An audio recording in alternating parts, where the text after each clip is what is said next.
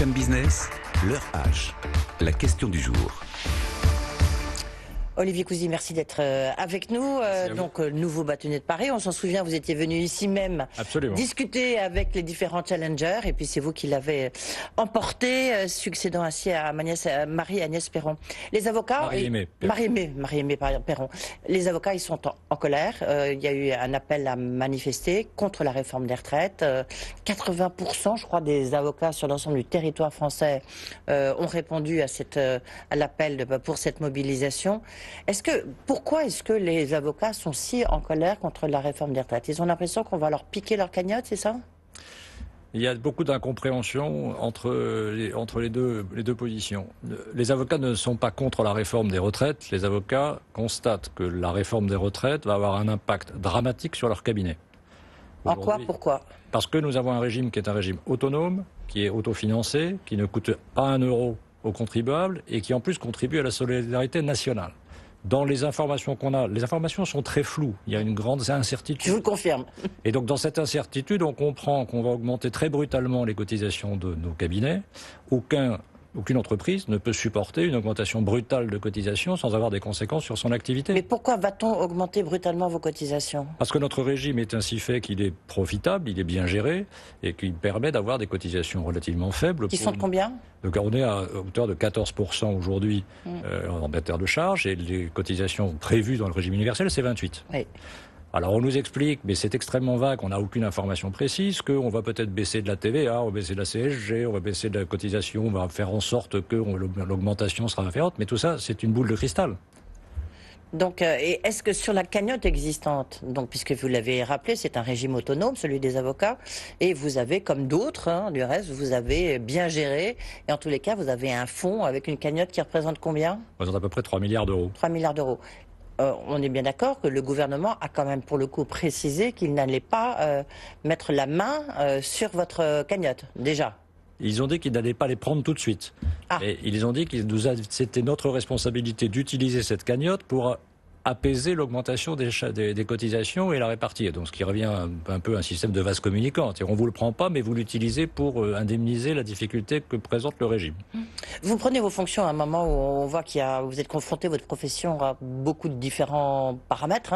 C'est Internet, la digitalisation qui bouscule le fonctionnement même de vos cabinets. Vous appartenez vous-même à un des plus grands cabinets français, Gilles Loiret-Noël, mais aussi les petits. Et puis surtout, c'est qu'on voit bien qu'il y a le droit est de plus en plus important, mais qu'il y a des legal tech qui se multiplient, donc vous avez des concurrents digitalisés, et que du coup, au point que vous avez même fait cette déclaration en disant notre profession, elle est menacée. Notre profession, elle est menacée. Vous allez jusque-là? Oui, parce qu'on fait face à beaucoup de difficultés. Vous en rappeliez sur le numérique, on en rappelle sur l'incertitude aujourd'hui économique par rapport aux retraites. Donc les avocats sont inquiets. Vous parliez de colère. Je ne crois pas que ce soit de la colère, c'est beaucoup d'angoisse. Nous avons des cabinets, et ça remonte, vous disiez, il y a quasiment tous les barreaux sont en grève. Oui. Tous les barreaux veulent des actions. Nous ne sommes pas des pilotes, nous n'avons pas entre les mains les commandes d'un avion. Donc la seule manière de nous faire entendre, c'est à l'occasion des audiences, de demander des renvois, ce qui est fait systématiquement. Et croyez bien que c'est pas de gaieté de cœur, c'est pas facile pour des avocats d'avoir à par rapport à leurs clients, ceux qui défendent. Oui, ou retarder le système de fonctionnement de la justice. Nous n'avons rien aujourd'hui contre la justice, nous n'avons rien contre le fonctionnement de la justice tel qu'il est. Et nos clients, évidemment, il faut leur expliquer pourquoi nous sommes en grève. Parce que là, vous faites donc faire la grève des barreaux, ça consiste en quoi? Alors ça consiste à appeler d'abord à systématiquement demander les renvois quand c'est possible. Donc bloquer les audiences ou retarder les audiences. Ça va consister aussi à intervenir dans les audiences, de participer au débat pour expliquer les raisons de cette grève. Mais ça va être aussi la participation à la manifestation du 11 janvier. Nous sommes dans une situation où... de SOS Retraite Oui, SOS Retraite qui regroupe donc ces professions de régime autonome. Ce ne sont pas des régimes spéciaux, nous sommes des régimes autonomes. Vous allez vous transformer en régime spécifique, oui. Alors, on ne sait pas. On a aujourd'hui des discussions. La question n'est pas tellement de savoir si on discute ou si on ne discute pas. Le problème, c'est qu'on n'a rien de concret proposé en face sur lequel on peut travailler. Vous demandez à des avocats de signer une page blanche. C'est pas notre métier. C'est pas ce qu'on conseillerait à nos clients.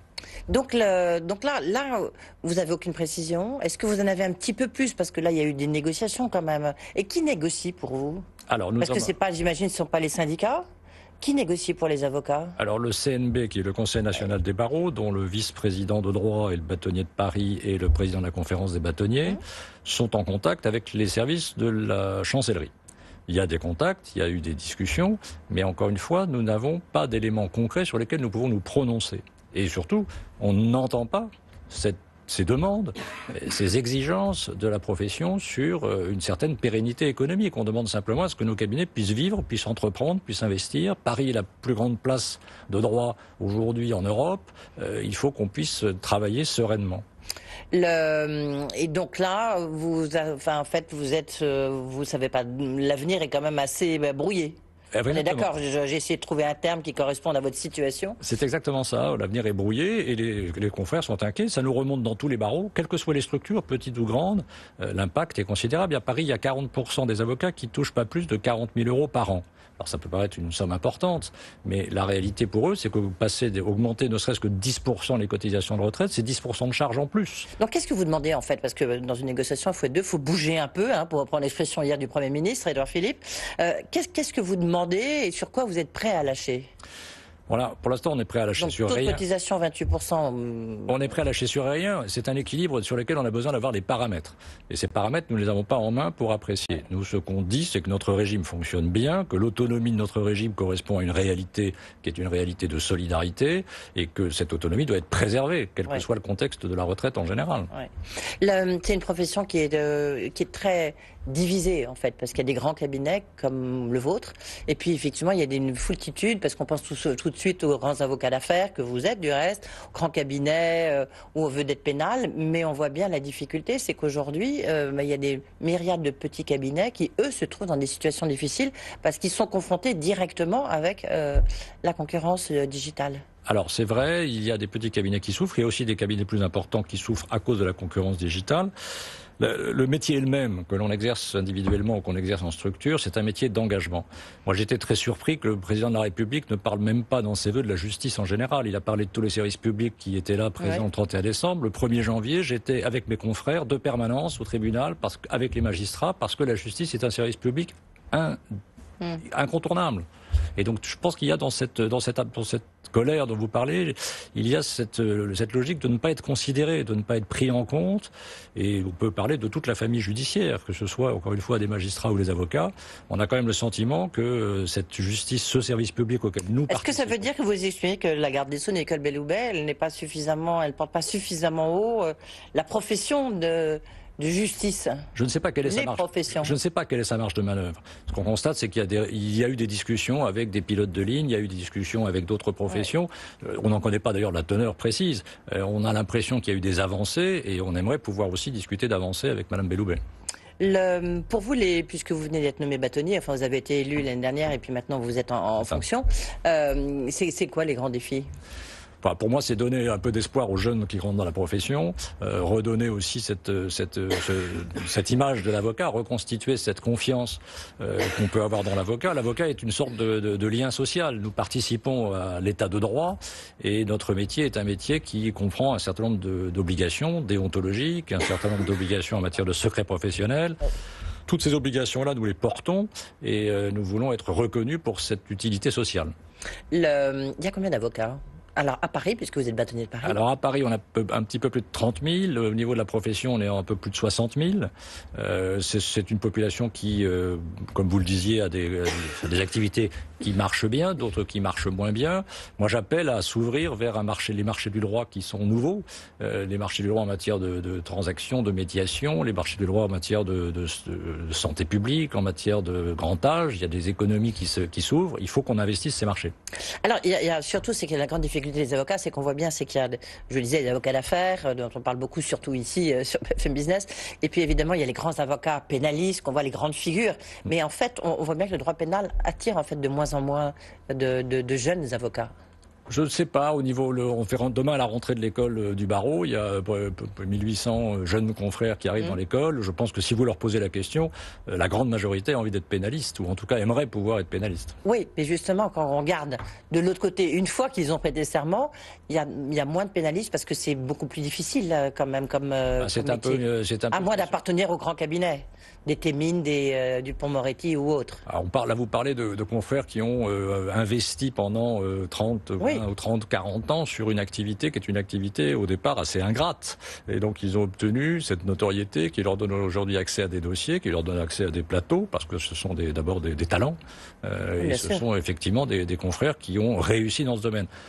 Tous les avocats qui rentrent dans la profession ne pourront pas être pénalistes. Tous ne pourront pas faire du droit de la famille. Tous ne pourront pas faire du droit de propriété intellectuelle. Ce qu'il faut, c'est qu'ils soient aussi, il faut aussi qu'ils se considèrent comme des entrepreneurs. C'est ce que je dirais demain aux jeunes. Oui, entrepreneurs, je suis d'accord. Et en même temps, vous en voyez plein qui intègrent les grands cabinets anglo-saxons. D'avocats, évidemment, mais aussi grands cabinets, genre KPMG, enfin des grands cabinets d'audit et de conseil. Absolument, parce qu'il y a des techniques. Et là, on voit bien qu'il y a des tensions, du reste. On va pas rentrer dans le détail, mais il y a des vraies tensions. C'est-à-dire on a besoin aussi de spécialistes, de techniciens dans certaines matières, et tous les cabinets recrutent ces techniciens dans des différentes configurations. Ça peut être effectivement dans des grands cabinets d'audit, mais ces métiers d'avocat restent le même. C'est toujours un métier de connaissance et d'humain. Et vous, que pouvez-vous faire en conclusion, Olivier Cousy, pour ces avocats, pour vos avocats? Ce qu'on veut avec Nathalie Roret, qui a été élue vice-bâtonnière avec moi, ce qu'on veut, c'est que le barreau soit au service de ces avocats et offrir le maximum de facilité d'accès à des banques de données numériques, à des outils, à des capacités de création d'entreprise, à des réflexions sur les structures. Donc favoriser, aider et porter cet espoir de la jeunesse. Eh bien, bon courage, et puis donc mobilisation importante le 11 janvier en tous les cas, donc 80%, je le rappelle, a priori des avocats. Alors on est presque à 100% des barreaux. Ah, presque 100% des barreaux. 100% des barreaux, les mots d'ordre en tout cas donnés par les barreaux, mais tous les avocats ne font pas la grève. Merci beaucoup d'avoir été avec nous. Dans un instant, on parlera aussi de polémique, mais dans le cadre de la rentrée littéraire, seconde rentrée littéraire. On en parlera avec Vincent Montagne. Il est le président du syndicat national de l'édition. Il est aussi le patron du 3e groupe d'édition en France. À tout de suite.